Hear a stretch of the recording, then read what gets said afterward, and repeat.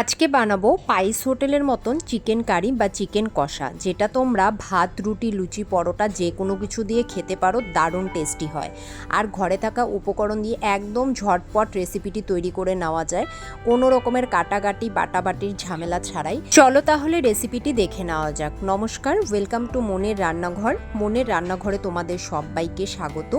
প্রথমে আমি রেসিপিটি বানানোর জন্য এখানে 800 গ্রামের মতন চিকেন নিয়ে নিয়েছি, ভালো করে ধুয়ে পরিষ্কার করে নিয়েছি। আর একটা বাটির মধ্যে আমি এখানে আলু কেটে নিয়েছি, এর মধ্যে স্বাদ মতন লবণ আর পরিমাণ মতন হলুদ দিয়ে আলুটাকে মেখে রেখে দেবো। এরপর কড়াই বসিয়ে দিলাম, দিয়ে দিচ্ছি বেশ কিছুটা পরিমাণে সর্ষের তেল। রান্নাটা অবশ্যই সর্ষের তেলেই করতে হবে। তেলটা যখন গরম হয়ে যাবে তখন এর মধ্যে আলুগুলো ছেড়ে দেবো। মাংসের মধ্যে আলুটা কিন্তু অবশ্যই মাস্ট দিতেই হবে, আলু ছাড়া কিন্তু বাঙালিদের ঠিক চলে না। লাল লাল করে দেখো আলুটা ভেজে নিয়েছি, এখন তেলের থেকে তুলে নেব। এরপর ফোড়নের জন্য আমি নিয়ে নিয়েছি 2টো তেজপাতা, 2টো শুকনো লঙ্কা, 3টে এলাচ, অল্প দারুচিনি আর সামান্য পরিমাণে গোটা জিরে। তেলের মধ্যে সমস্ত শুকনো মশলাগুলো ফোড়নে দিয়ে দিলাম। ফোড়ন থেকে একটা সুন্দর গন্ধ বেরিয়ে গেলে এর মধ্যে দিয়ে দিলাম পেঁয়াজ কুচি। এখানে 4টে মিডিয়াম সাইজের পেঁয়াজ নিয়েছি আর এখানে আমি কয়েক টুকরা রসুনের কোয়া দিয়ে দিলাম। পেঁয়াজটা একটু বেশি ব্যবহার করছি কারণ রান্নাটিতে কিন্তু বাটা কোনো মশলা আমরা ব্যবহার করব না। পেঁয়াজ আর রসুনটাকে খুব ভালো করে লাল লাল করে ভেজে নিতে হবে। পেঁয়াজটা যখন গোল্ডেন ব্রাউন ভাজা হয়ে যাবে তখন এর মধ্যে 1 চামচ গ্রেট করে রাখা আদা আর 1 চামচ থেতে করে রাখা রসুন দিয়ে দিলাম। এবারে 2 মিনিটের মতন মশলাটাকে একটু ভাজা ভাজা করে নেব, যাতে করে আদা রসুনের কাঁচা গন্ধটা চলে যায়।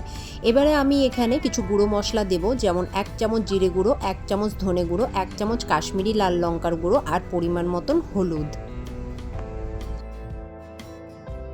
আমাদের এখানে পেঁয়াজ, আদা, রসুনটা কিন্তু ভাজা হয়ে গেছে। এখন গুঁড়ো মশলাগুলো দিয়ে দিলাম, দিয়ে দিচ্ছি পরিমাণ মতন কাঁচা লঙ্কা আর স্বাদ মতন লবণ।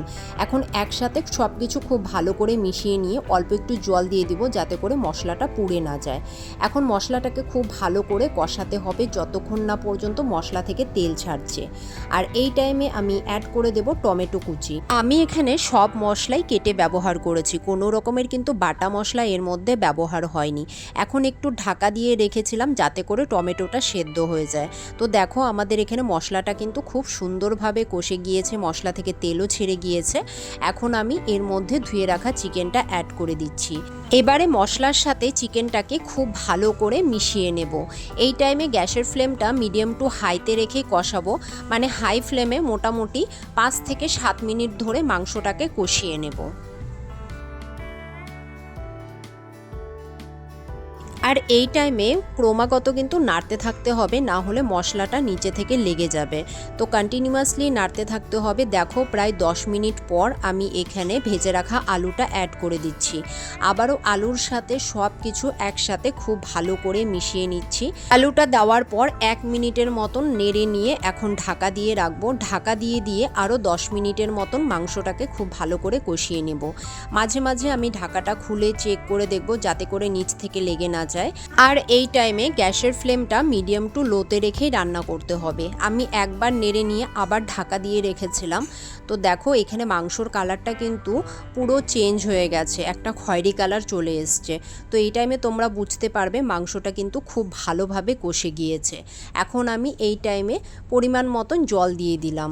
তোমরা যে যতটা গ্রেভি পছন্দ করো সেই হিসাবে দেবে, তবে হোটেলের মধ্যে যে রান্নাটা হয় তার মধ্যে কিন্তু একটু বেশি ঝোল ব্যবহার করে। তো এখন আমি ঢাকা দিয়ে দিলাম। ঢাকা দিয়ে 3 থেকে 4 মিনিটের মতন রান্না করে নিয়েছি। এখন ঢাকাটা খুলে চেক করে নিচ্ছি। আমাদের এখানে মাংসটা কিন্তু খুব ভালো মতন সেদ্ধ হয়ে গেছে, আলুও সিদ্ধ হয়ে গেছে। ওপর দিয়ে একটু গরম মশলা গুঁড়ো দিয়ে দিলাম। তোমরা চাইলে এই ঝোলটা এভাবেও রাখতে পারো বা আরেকটু শুকিয়ে নিতে পারো। তো হোটেলে কিন্তু এরকম একটু ঝোলই রাখা হয়, তবে আমি ঝোলটা আরেকটু শুকিয়ে নেব। প্রায় আরও 3 থেকে 4 মিনিটের মতন আমি মিডিয়াম টু হাইতে রেখে রান্না করে নেব। আমি প্রায় এখানে 4 থেকে 5 মিনিটের মতন রান্না করে নিয়েছি। এখন গ্যাসের ফ্লেমটা অফ করে ঢাকা দিয়ে রাখবো। তৈরি হয়ে গেছে আমাদের হোটেলের মতন চিকেন কারি বা চিকেন কষা। তোমরা অবশ্যই বাড়িতে একবার ট্রাই করো, আশা করি তোমাদের ভালো লাগবে। যদি আজকের রেসিপিটি ভালো লেগে থাকে অবশ্যই ভিডিওতে একটা লাইক করো, কমেন্ট করো এবং চ্যানেলটি সাবস্ক্রাইব করার অনুরোধ রইল। আবারও হাজির হব আবার এক নতুন রেসিপি নিয়ে। ততক্ষণের জন্য তোমরা সবাই ভালো থেকো, সুস্থ থেকো। টাটা।